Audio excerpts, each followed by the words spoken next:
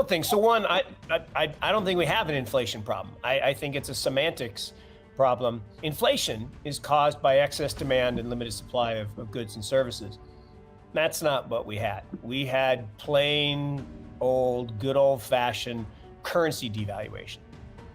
The Fed doubled the money supply in 2020 and 2021, so an 18-month period. Look, we've been a republic for 247 years. A long time, 247 years. Half of all the dollars in the history of the republic were created in 18 months. And that causes stress.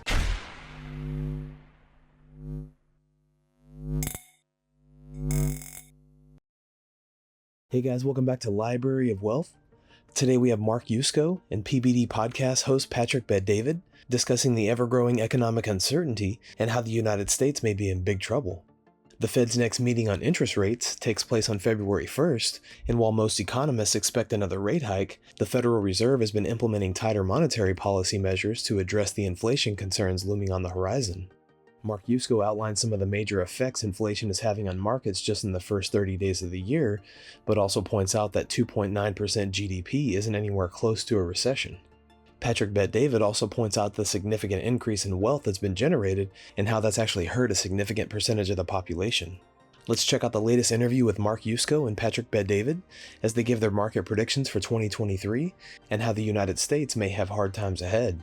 Don't forget to like and subscribe if you enjoy the content we do here on this channel. Let's get right into the video. When Jerome came into power, when he became the head of the Fed, he was Jerome, right? Buttoned up, suit and tie, the hawk, right? And he was going to raise rates.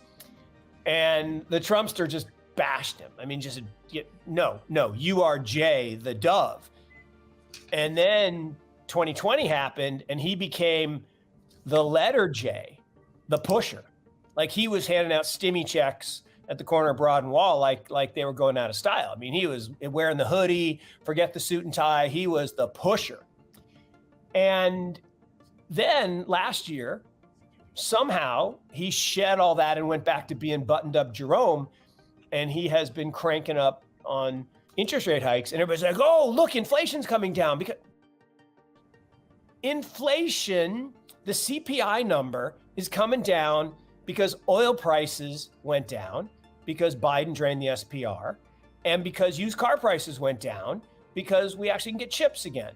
It has nothing, zero, to do with the Fed. The Fed didn't create the inflation. They didn't create the disinflation. It has nothing to do with Jerome. So this whole nonsense about, oh, if we can get a good CPI print, then the market's going to moon. Look, the Fed going from 75 to 50 basis points is not a pivot, right? Oh, he pivoted. No, he's still raising rates. He's still limiting liquidity. He's still tightening monetary conditions.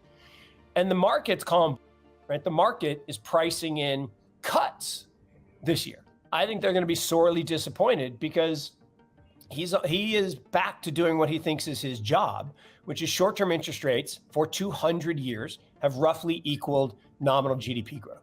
Nominal GDP growth is probably around 4%, and short-term rates need to stay at 4%. They're not going back to zero. They're not. So everyone thinks, well, we're going to get this big boom in the market. Well, has anyone seen earnings lately? They're not good. At 2.9% GDP growth, that's not a recession. That's nowhere near a recession. No, it is. No, it is. Rand. No, absolutely not. Okay, first of all, that 2.9% is meaningless. Q3 and Q4 GDP are totally meaningless numbers because 3/4 of it is the release of the SPR. We're double counting the oil again. So that's the first thing. The second thing is the year-over-year change in GDP was 1%. 1% is a recession. Full on, that is a recession. It's the same as 2001. And we're reliving 2000 and 2002. Last year was 2001. I think this year will be 2002. And all the fraud's going to bubble up to the top. All the cooking of the books in corporate America is going to bubble to the top. And I don't know that we'll have an Enron. We've seen in the past few months alone, many financial scams getting exposed in the market. Patrick Bet-David discusses how the top 1% actually ended up hurting the lower and middle class, and if the policies stay the same, many people will be hit hard this year. He also talks about the real estate market going down 25% in major cities, as well as the unemployment rate going up due to tech sectors making major cuts. So when we went on a 128-month economic expansion, or 129 months, this is the first time we have all these people worth $100 billion. Look at the kind of wealth that's being created. This is amazing. You know, all this fake success. A lot of people had a lot of fake success. And then, boom, people got exposed. Boom. 50% that Mark was talking about in 18 months, which is insane. Oh, this is going to help low and middle income family. Low and middle income family would have money if they knew how to save. So the money rolled up to the rich. The rich got richer. So the same people that wanted to help the poor and low and middle income, they hurt them.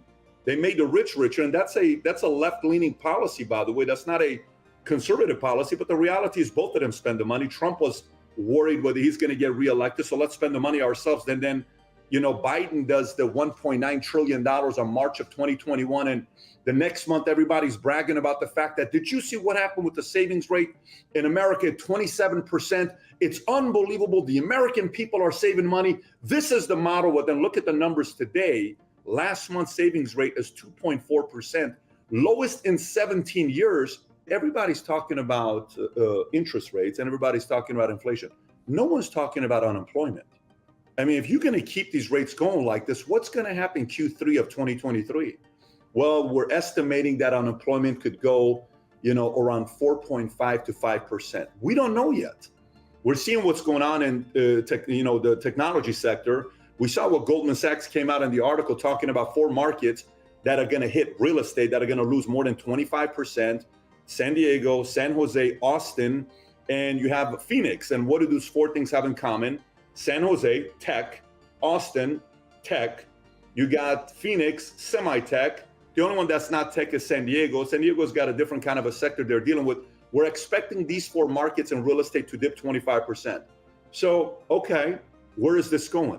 We're going to get more layoffs. We're seeing Amazon. We're seeing Google. We're seeing all these Microsoft. Here's how they sent the email to. Now we're seeing Redfin. Now we're seeing Spotify. Now we're seeing all these other guys. We don't yet know what's going to really be happening. So we can sit there and be very optimistic this year. It's not recession. It's really 2.9% or 2.4%. And the market saying, no, it's really 1%. If you take the oil out, which our reserves kind of depleted, it's probably the worst time ever to be an expert. Okay. It's probably the worst time ever to act like you know what's going to happen, because none of us know what's going to be happening. So the question you asked at the beginning, where you said, today we want to talk about, is it the time to buy? Is it a time to get back into the market? Is it a time to deploy some of your money? I think you could do that and come out looking smart a year and a half from now. And you can do that, look like an idiot 6 months from now.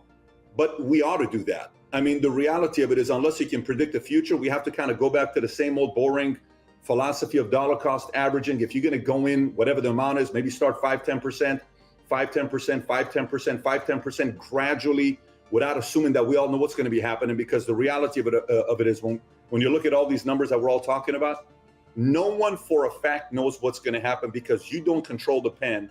Powell does. One of the key points Bet-David makes is the negative sentiment shown by JP Morgan CEO Jamie Dimon towards Bitcoin and the crypto market. He believes that the purpose behind this is so JP Morgan can create their own token, and that will give them leverage in the market. Dimon has shown in recent months a pure uneducated perspective on Bitcoin supply, even going as far as to say that after 21 million coins are mined, Satoshi is going to show back up and extract his shares. Nonetheless, we'll be keeping you updated with more information in the coming weeks on how the outlook for the US economy will be in 2023. To check out the full interview with Mark Yusko and Patrick Bet-David, click on the link in the description down below. Thanks so much for watching. Don't forget to like and subscribe. This is Library of Wealth. We'll see you in the next video.